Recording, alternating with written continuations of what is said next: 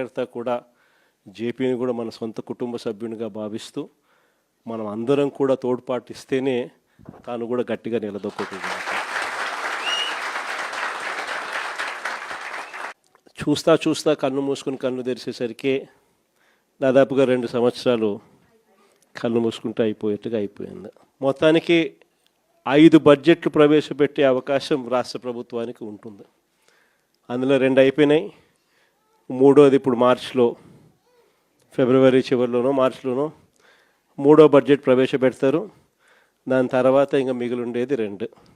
ఇక్కడ నుంచి ఒక 3 సంవత్సరాలు, ఆ 3 సంవత్సరాల్లో 1.5 సంవత్సరం పోతే దాని తర్వాత నా పాదయాత్ర కూడా స్టార్ట్ అయిపోతుంది.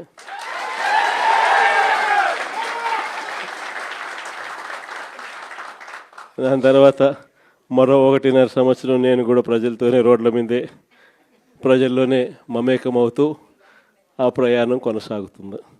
ఇది మరీ ముఖ్యంగా ఎందుకు చెప్పాల్సి వస్తూ ఉంది అంటే ఈరోజు పరిపాలన చాలా అంటే చాలా అన్యాయంగా జరుగుతూ ఉంది.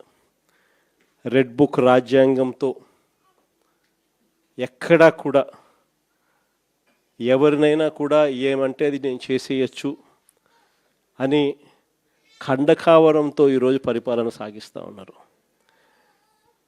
పాలనంతా కూడా అబద్ధాలు, మోసాలు. ఆ అబద్ధాలు ఆడుతున్నావయ్యా, మోసం ఎందుకు చేస్తున్నావయ్యా అని చెప్పి గట్టిగా నిలదీస్తే రివర్స్ ఉల్టా కేసులు పెడతా ఉన్నారు, పోలీసులను పంపిస్తూ ఉన్నారు. పోలీసు వ్యవస్థ ఎప్పుడు చూడని విధంగా దుర్వినియోగం అయిపోయిన పరిస్థితులు మొట్టమొదటిసారిగా చూస్తూ ఉన్నాం. ఇవన్నీ కూడా ఈరోజు మనకు కనిపిస్తూ ఉన్నాయి. మరోవైపున పాలన ఎలా సాగుతూ ఉందని ఒకసారి చూస్తే పాలనలో ప్రతి ఇంట్లో కూడా ఈరోజు చర్చనీయాంశంగానే ఉంది. ప్రతి ఇంట్లో కూడా ఈరోజు చర్చ జరుగుతూ ఉంది. జగన్ ఉన్నప్పుడే బాగుండేది, కనీసం ఆయన ప్రతి నెల ఏదో బటన్ నొక్కుతూ ఉన్నాడు, ఖచ్చితంగా మాట చెప్పినాడు, మాట ప్రకారం నిలబడ్డాడు. ఈరోజు జగన్ పోయాడు, చంద్రబాబు నాయుడు ఏమో బిర్యానీ పెడతానని మోసం చేశాడు, ఉన్న పలావు పోయింది, ఇప్పుడు బిర్యానీ కూడా పోయింది అని చెప్పి ఈరోజు ప్రతి ఇంట్లో కూడా చర్చనీయాంశం జరుగుతూ ఉంది. ఈరోజు నిజంగానే ప్రతి ఇంట్లో కూడా పోలికను చూస్తూ ఉన్నారు.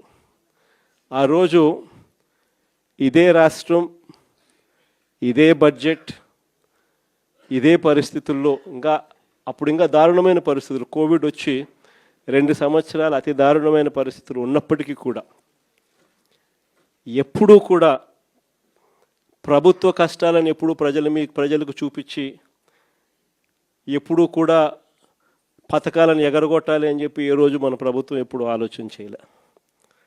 మన కష్టాలు ఎన్నున్నా కూడా ముఖంలో చిక్కటి చిరునవ్వే మెయింటైన్ చేశాం.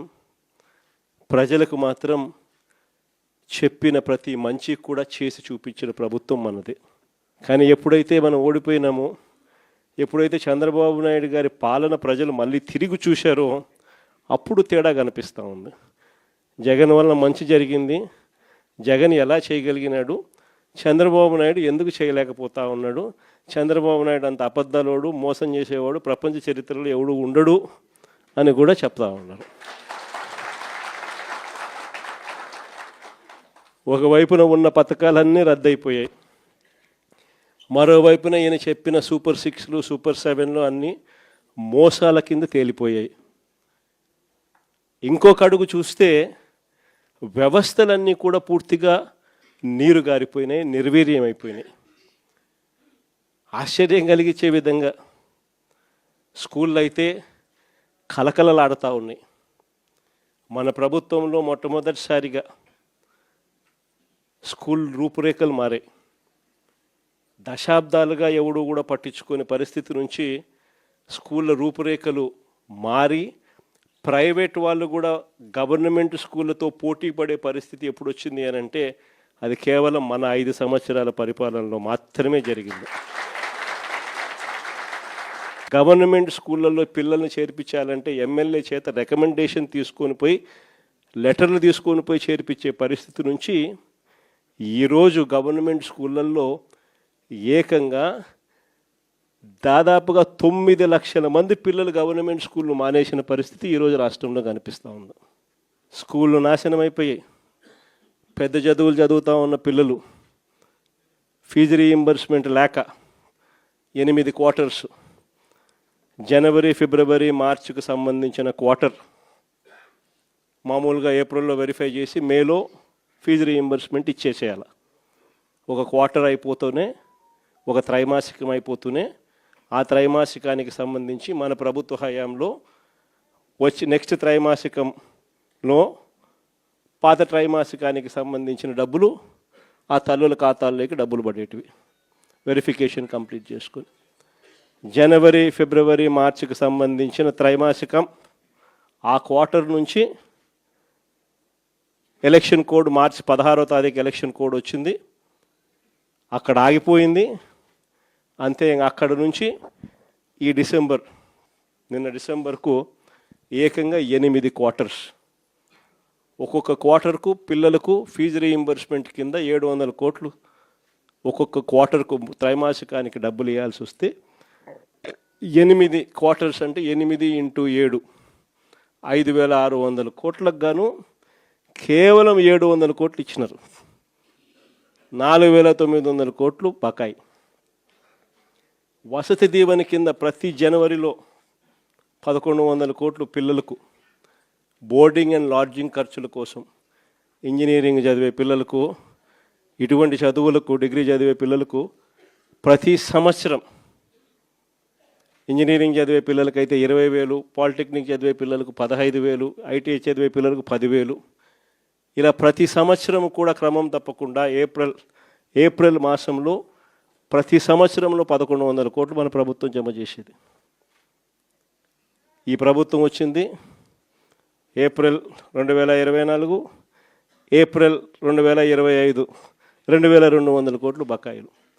ఈరోజు పిల్లలు చదువులు మానేసి ఫీజులు కట్టలేక పిల్లలు చదువులు మానేస్తూ ఉన్న పరిస్థితులు, తల్లిదండ్రులు ఇబ్బందులు పడుతూ ఉన్న పరిస్థితులు. చదువుల రంగం పూర్తిగా నాశనం అయిపోయి ఆంధ్ర రాష్ట్రంలో చదవాలి అని అంటే అప్పులు పాలయ్యే పరిస్థితిలోకి ఈరోజు రాష్ట్రంలో మన పిల్లలు కనపడతా ఉన్నారు. వైద్య రంగం గురించి నేను చెప్పాల్సిన పనుల, ఆరోగ్యశ్రీ అనేది తెరమరుగైపోయింది. ఏకంగా నెలకు 300 కోట్ల రూపాయలు ఖర్చు అవుతుంది ఆ పథకానికి. ప్రతి పేదవాడికి, ప్రతి మధ్యతరగతి వారికి ఏకంగా 25 లక్షల దాకా ఉచితంగా పేదవాడికి వైద్యం అందించే పరిస్థితి మన ప్రభుత్వం. 3,300 ప్రొసీజర్లకు విస్తరించి 25 లక్షల దాకా ఉచితంగా పేదవాడికి వైద్యం అందిస్తూ, పేద మధ్యతరగతి వారికి వైద్యం అందిస్తూ మన ప్రభుత్వ హయాంలో ఆరోగ్యశ్రీని నాన్న ఈ లెవెల్లోకి తీసుకొస్తే మనం ఈ లెవెల్లోకి తీసుకుని పోయి నడిపించినాం. ఈ రోజుకి దాదాపుగా 20 నెలలు × 300 కోట్లు అంటే దాదాపుగా 6,000 కోట్లు. ఈ రోజుకి కూడా బకాయిలు ఎంత ఉన్నాయనంటే 4,000 కోట్లు పైసలకు ఈ రోజుకి కూడా బకాయిలు. నెట్వర్క్ హాస్పిటల్ బోర్డులు తిప్పేసాయి, పేషెంట్లను మేము చూడము అని చెప్పేస్తూ ఉన్నారు. ఈరోజు ఆరోగ్యశ్రీ అనేది హాస్పిటల్లో కనపడని పరిస్థితుల్లోకి చంద్రబాబు నాయుడు ప్రభుత్వంలో జరుగుతూ ఉంది. 104, 108 మన ప్రభుత్వ హయాంలో కోవిడ్ టైంలో కూడా ఫ్లాగ్ చేసి 104, 108 వెహికల్ మొత్తం పంపించి కొత్త వెహికల్స్ తీసుకొని వచ్చి ప్రతి మండలానికి పంపించిన కార్యక్రమం మందైతే ఇప్పుడు ఆ వెహికల్స్ అన్నీ కూడా పడకేసినాయి. తెలుగుదేశం పార్టీకి సంబంధించిన డాక్టర్ల వింగ్ హెడ్ అంటే వాడు కేవలం 5 కోట్ల రూపాయలు కూడా లేనోడు 104, 108 వాహనాలు కాంట్రాక్ట్ ఇచ్చినారు. పూర్తిగా బండ్లన్నీ పడుకున్నాయి, స్కాములు చేసినారు. పూర్తిగా బండ్లు రాక ఈరోజు 104, 108కి ఫోన్ చేస్తే 2 గంటల తర్వాత వస్తామని చెప్తున్నారు. 108కి ఫోన్ చేస్తే ఆరోగ్యశ్రీ అన్నది పూర్తిగా పడకేసింది. వైద్యం అన్నది పేదవాడికి అందకుండా పోయే పరిస్థితిలోకి వచ్చింది. గవర్నమెంట్ ల్యాండు, గవర్నమెంట్ బిల్డింగులు, పనిచేసే స్టాఫ్ గవర్నమెంట్ స్టాఫ్, జీతాలు ఇచ్చేది గవర్నమెంటు, స్కాములు చేస్తూ ప్రైవేట్ వాళ్ళకి ఇస్తున్నాడు. ఉట్టి జీతాలకే ఆ మెడికల్ కాలేజీలలో సంవత్సరానికి నెలకు 5 కోట్ల రూపాయలు ఒక్కొక్క కాలేజీలో అవుతుంది. సంవత్సరానికి 60 కోట్లు, 2 ఏళ్ళకు 120 కోట్లు గవర్నమెంట్ మెడికల్ కాలేజు ప్రైవేట్ వాళ్ళకి ఇచ్చి చంద్రబాబు నాయుడు 120 కోట్లు వాళ్ళకి ఎన్నికి ఇస్తాడంట. ఇది ఎక్కడైనా మీరు విన్నారా? గవర్నమెంట్ది ల్యాండు, గవర్నమెంట్ది బిల్డింగులు, గవర్నమెంట్ స్టాఫు, జీతాలు ఇచ్చేది గవర్నమెంటు, నడిపేదేమో ప్రైవేటు, లాభాలేమో ప్రైవేటు కంట. ఇట్లాంటి దారుణమైన స్కాములు చేస్తే మేము అధికారంలోకి వచ్చినాక 2 నెలల్లో బొక్కలు వేస్తానని చెప్పిన.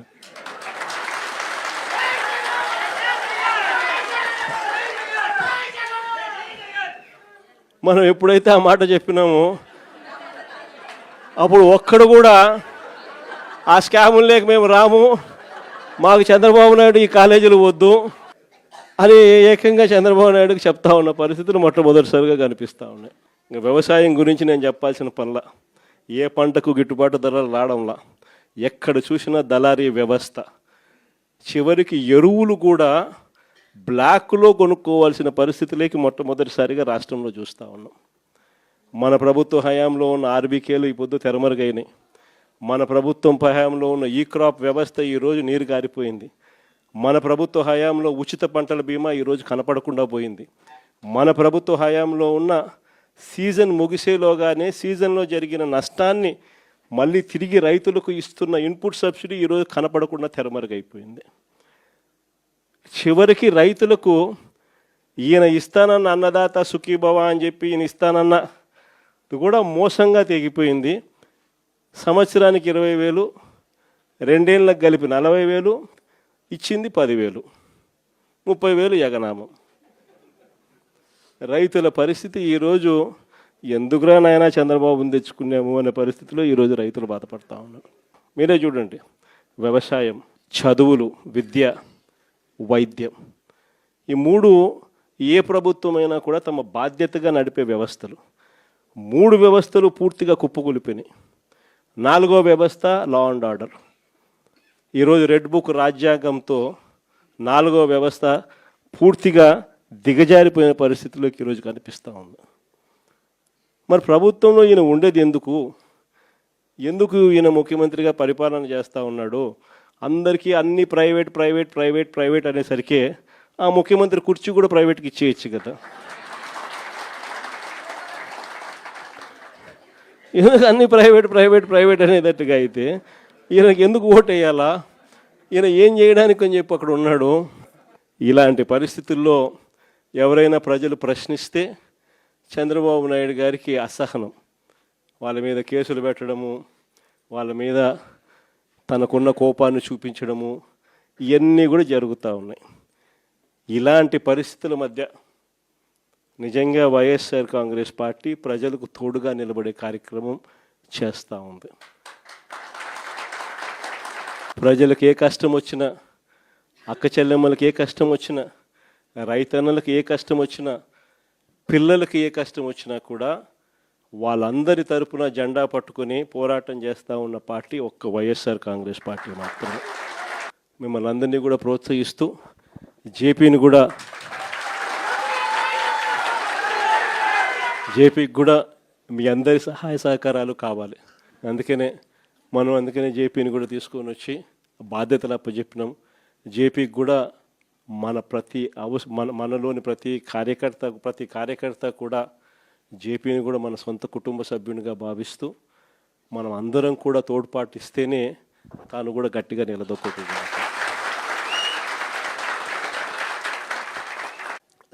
చూస్తా కన్ను మూసుకుని కన్ను తెరిచేసరికి దాదాపుగా 2 సంవత్సరాలు కళ్ళు మూసుకుంటే అయిపోయింది. మొత్తానికి 5 బడ్జెట్లు ప్రవేశపెట్టే అవకాశం రాష్ట్ర ప్రభుత్వానికి ఉంటుంది. అందులో 2 అయిపోయినాయి. 3వది ఇప్పుడు ఫిబ్రవరి చివరిలోనో మార్చిలోనో 3వ బడ్జెట్ ప్రవేశపెడతారు. దాని తర్వాత ఇంకా మిగిలి ఉండేది 2. ఇక్కడ నుంచి ఒక 3 సంవత్సరాలు. ఆ 3 సంవత్సరాల్లో 1.5 సంవత్సరం పోతే దాని తర్వాత నా పాదయాత్ర కూడా స్టార్ట్ అయిపోతుంది.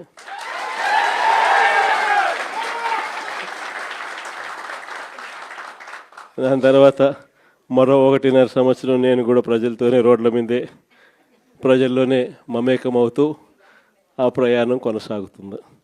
ఇది మరీ ముఖ్యంగా ఎందుకు చెప్పాల్సి వస్తూ ఉంది అంటే ఈరోజు పరిపాలన చాలా అంటే చాలా అన్యాయంగా జరుగుతూ ఉంది.